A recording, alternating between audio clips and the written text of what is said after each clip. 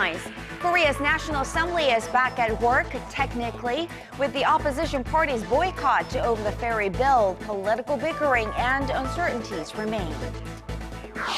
South Korean President Park Geun-hye says in an interview with Reuters that the door is open for talks with North Korea as long as Pyongyang shows sincerity in seeking a constructive dialogue.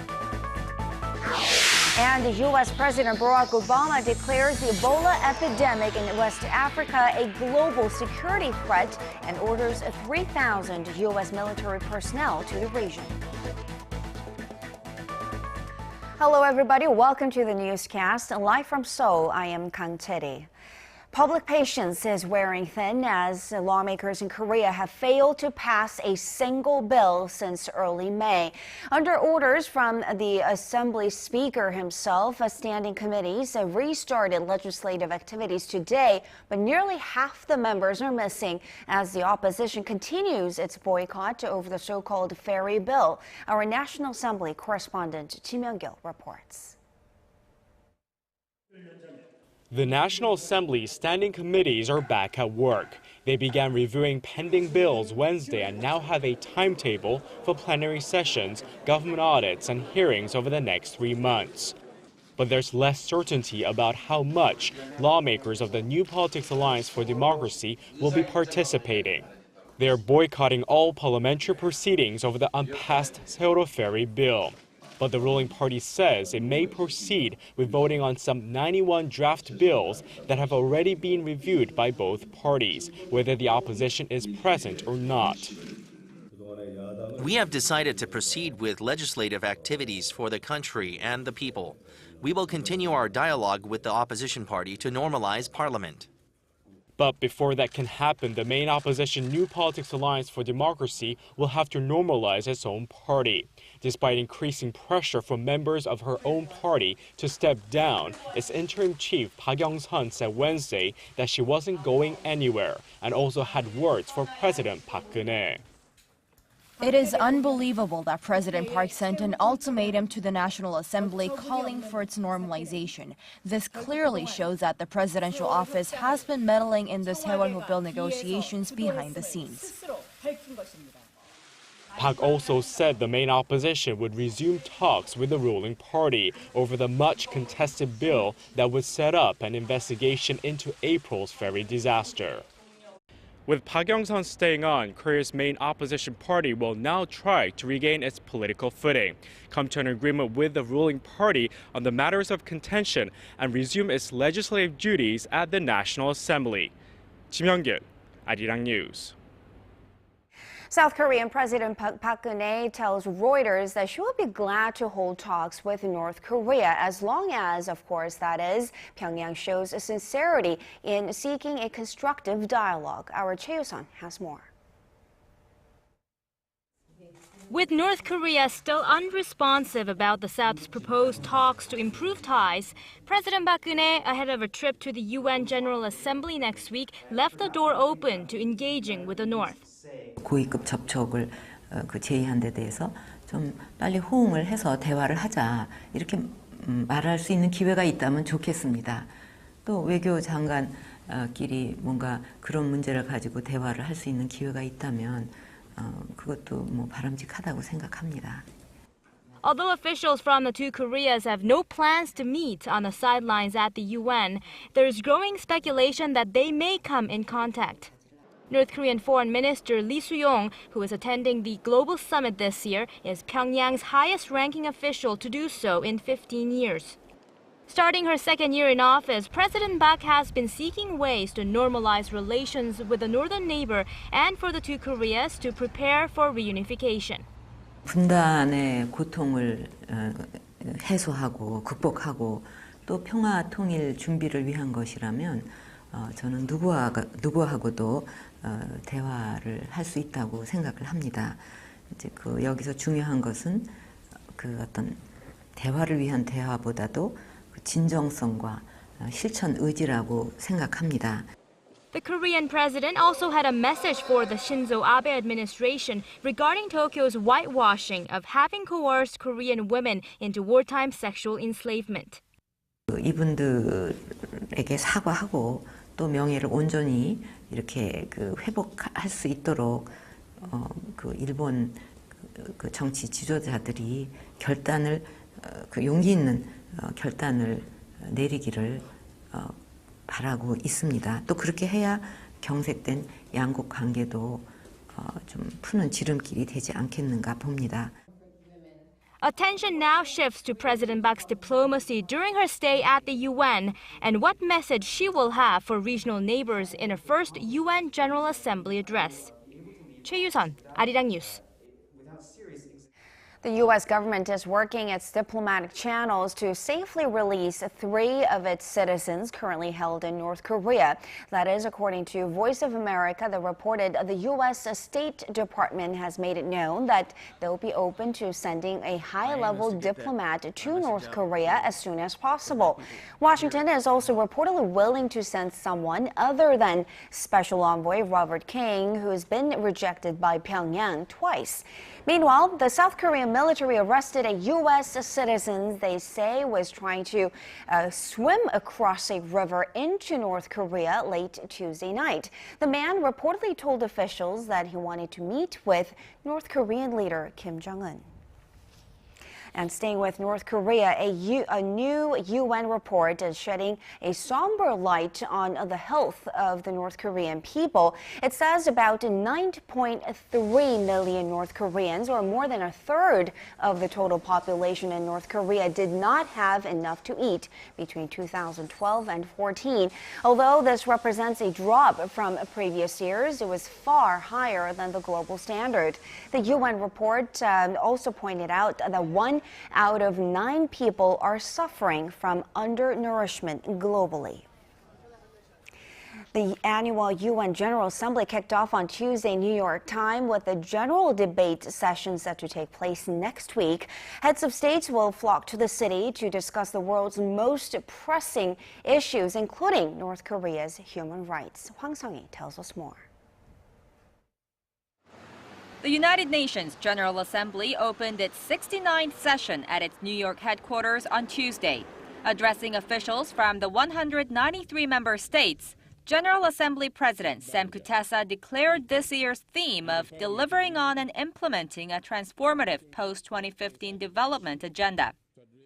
Next week, scores of heads of state and government will gather for the annual general debates, which will run from September 24th through October 1st. The lengthy list of topics includes poverty and hunger, persistent unemployment, violent armed conflicts, climate change, and more. Just in recent months, health systems in West Africa have been overwhelmed by an unprecedented Ebola outbreak, while new security challenges have emerged with acts of terrorism spreading fast in Iraq and Syria. U.S. President Barack Obama will host the UN Security Council summit next Wednesday to seek countermeasures against Islamic terror groups. A ministerial meeting on North Korea's human rights issue, presided by U.S. Secretary of State John Kerry, will also take place. President Park Geun-hye will take to the podium on the first day of the general debate and seek support for her vision for reunification and peace building in East Asia. North Korean Foreign Minister Lee Soo-yong will also speak on the UN stage on Saturday. Hwang Sung-hee, ARIRANG News. For the latest in news that impacts Korea and the world, join Kang Chery for a lively half hour that covers politics, business, international news, and much more. Live at 8 every weeknight on ARIRANG TV. Human Rights Council headquarters in Geneva on Thursday, finding ways to persuade. The selfie craze has been both viral and global for a while now, and the way people are taking selfies are evolving as well. People are perfecting their selfies of never-again moments. How? Our Shin Se-min tells us more. First, let me take a selfie. Immortalizing moments with our faces in them. Self-portrait photographs, better known today as selfies, know no geographical, gender, or age boundaries. The selfie craze has gone global in recent years. Taking selfies are more convenient than having to ask other people. Also, I know which angles and poses best compliment me. And riding the trend is his latest gadget, the so-called selfie stick, which gives photo takers an extra inch of arm length to make it easier to take the perfect selfie. Sales of this meter-long pole this summer in Korea, owing in part to the surge of single vacationers, prove its popularity. In the past month, we have seen a 20-fold increase in selfie stick sales, and the demand continues to rise. So is this just an advanced way of taking selfies and indulging yourself in narcissistic moments? Some say it is. But it could be more than that in Korea. Koreans living in one of the world's most wired countries that's small enough to stay hyper-connected may feel the need to show the better sides of their faces and know which filter flatters them the most. The selfies that are being taken by the majority of Koreans are hardly an act of narcissism. A small study of selfie takers shows that they are partly influenced by their own insecurities about their appearance. So they are taking selfies in a way they think is a good representation of them. Love them or hate them, these selfie sticks are here to prove that the people want to be noticed and recognized.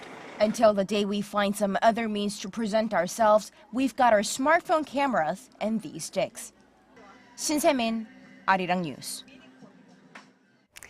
There is one fundamental question that we should be asking ourselves on a regular basis, if not every day, but often fail to do so. So a global research firm asked people around the world instead. Our Kimchi tells us what that question is and how the world answered. How happy are you? It's a question that may not have a simple answer, considering all the variables. But it's precisely the question that Gallup and Healthways, a US-based health tracker, asked 130,000 people from 135 countries for their global well-being index. It found that the vast majority of people living in Korea are not all that happy.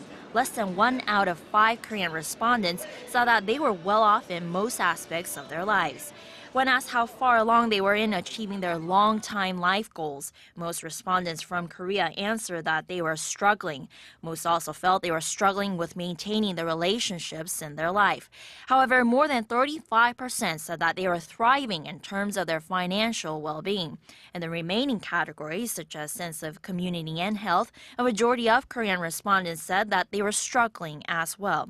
All in all, Korea came in 75th overall in the survey, well below neighboring countries like Taiwan and Japan, as well as other Asian countries such as the Philippines, Thailand, and India. Panama topped the list with more than 60% of respondents saying that they were thriving in more than 3 elements. Kim Ji, ARIRANG News.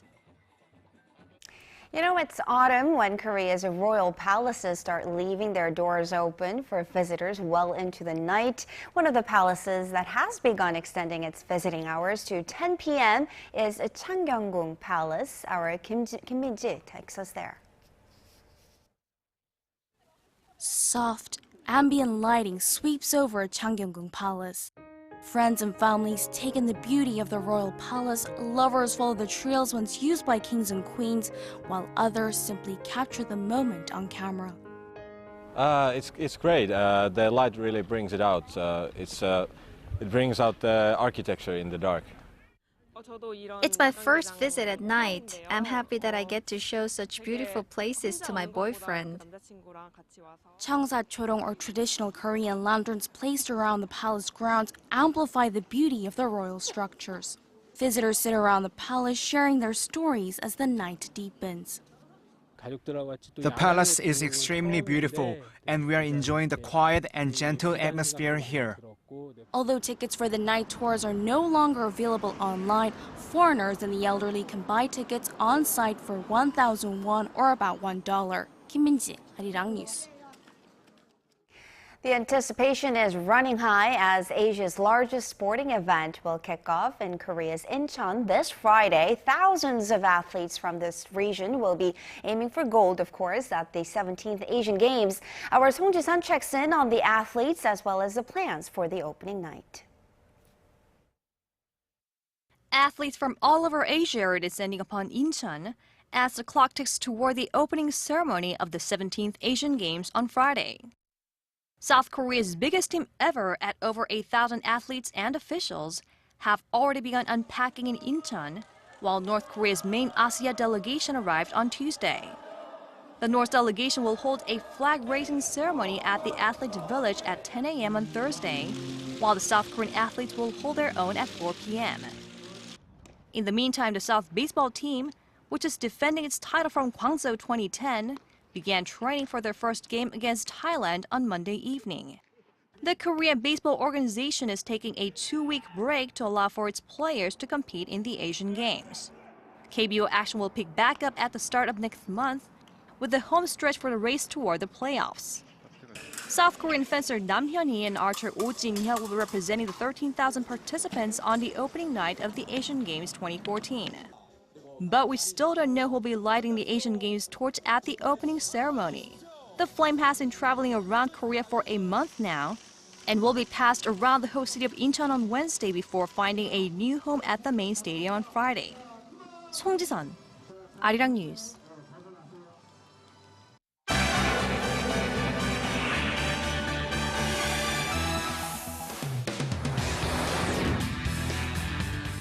U.S. President Barack Obama has called for a more concerted global response to contain the growing Ebola outbreak in West Africa. And Paul Iya is joining us from the News Center. Paul, over the past few weeks or so, we've seen this virus escalate into a health crisis, and it's being called a global security threat now.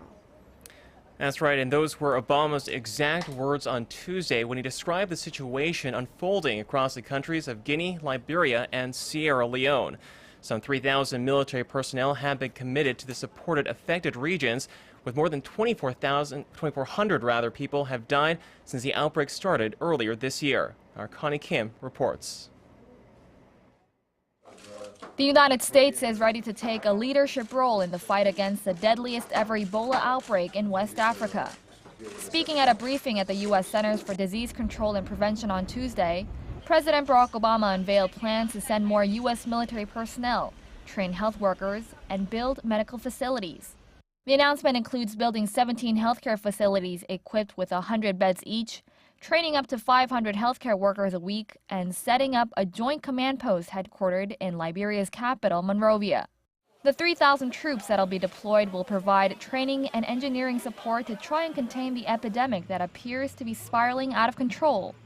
Obama also called on Congress to approve the additional financial support his administration requested.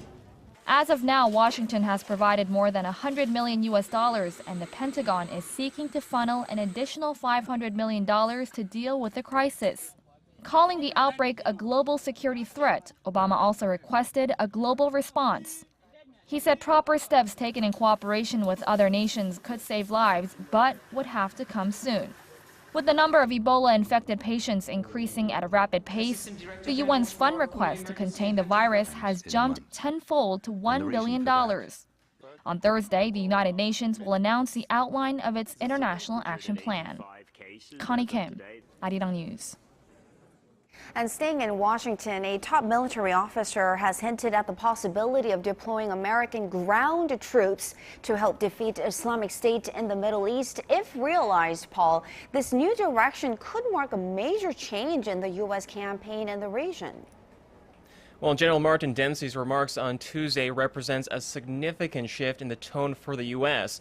The Obama administration had previously stressed it would limit military support to airstrikes in the fight against IS militants, ruling out combat boots on the ground. This as the extremist group continues to wreak havoc across Iraq and Syria. Our Park Ji-won has more. Speaking in a Senate committee room on Tuesday, Chairman of the U.S. Joint Chiefs of Staff General Martin Dempsey emphasized that there could be a scenario in which Washington would consider deploying ground troops to defeat Islamic State militants. If there are threats to the United States, then I, of course, would go back to the President and make a recommendation that may include the use of U.S. military ground forces.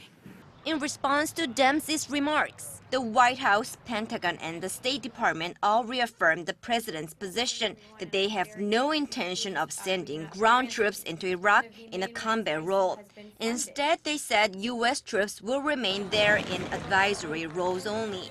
So far, President Obama has repeatedly stated that there will be no American boots on the ground and that the U.S. will focus on airstrikes while other global coalition countries from Arab states take care of ground-based missions. Regardless of the U.S. military's future role, Defense Secretary Chuck Hagel stressed the fight requires a concerted effort. We're at war with ISIL as we are with al-Qaeda.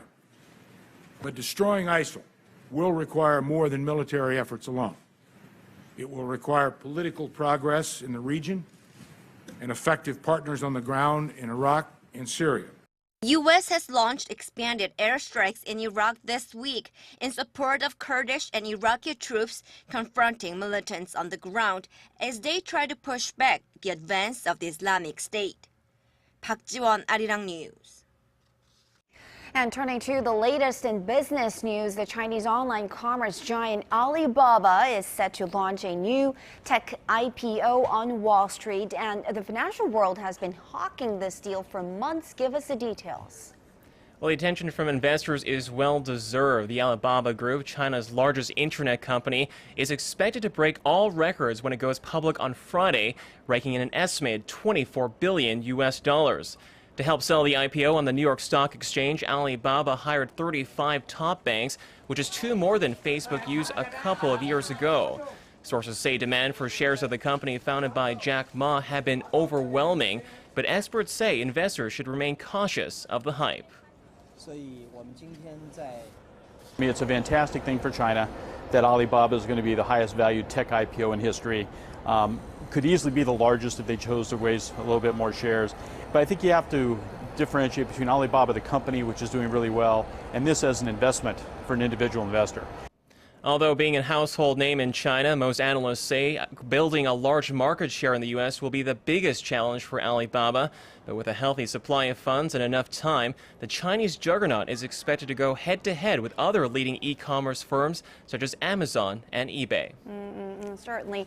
And finally, NASA has announced that it's awarding a multi-billion-dollar contract to U.S. aerospace firms to help build the next generation of spacecrafts. What does this mean for the future of NASA? Well, NASA says the announcement sets the stage for what it promises will be the most ambitious and exciting chapter in spaceflight history. Under the deal, senior contractor Boeing was awarded $4.2 billion, while the startup SpaceX was given $2.6 billion. Both companies have been tasked with building and operating a so-called space taxi system for the International Space Station by 2017. NASA said turning the project over to the private industry will allow it to focus on other missions, such as sending humans to Mars and beyond. Thank you, Stephanie. The partnerships with Boeing and SpaceX promise to give more people in America and around the world the opportunity to experience the wonder and exhilaration of spaceflight, to realize the dream of leaving Earth for even a short time, to float above our planet Earth in microgravity and to see the stars in majestic tapestry of the Milky Way. NASA has been leaning on Russia to transport crew to the ISS since it retired its space shuttle program back in 2011. But at a cost of $70 million per ride, the U.S. Space Agency says it hopes this new investment will help trim its budget while pushing forward the limits of space exploration. Chery? Certainly charting the new territory there. Thank you very much. Good stuff, and we'll see you back here in just about 2 hours.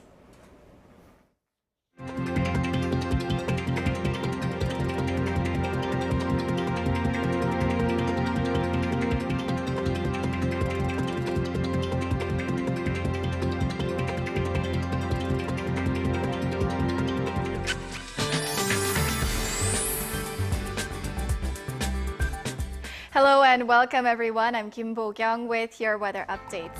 For the most part, it was a cloudy day here in Seoul, but at the moment, autumn showers are falling along the eastern coast. Now, similar conditions are going on over in Jeju as well as areas along the southern coast, with rain expected to continue through tomorrow afternoon. On the other hand, us here in the central regions are looking at another day with clear and sunny skies. Now, breezy and sunny weather is in store through Saturday, but those of you making plans for the weekend, keep in mind that another round of autumn showers are in store on Sunday. Here are the readings for tomorrow. Seoul makes it to 28, Gwangju and Busan to 25 and 24. On to other places. Jeju hits 23, Dokdo and Mount Kumgang 21 and 24. That's all for now, but I'll be back with more updates after 10. See you then. Thank you very much, Po-kyung. And that will do it for this edition of ARIRANG News. Thanks for watching.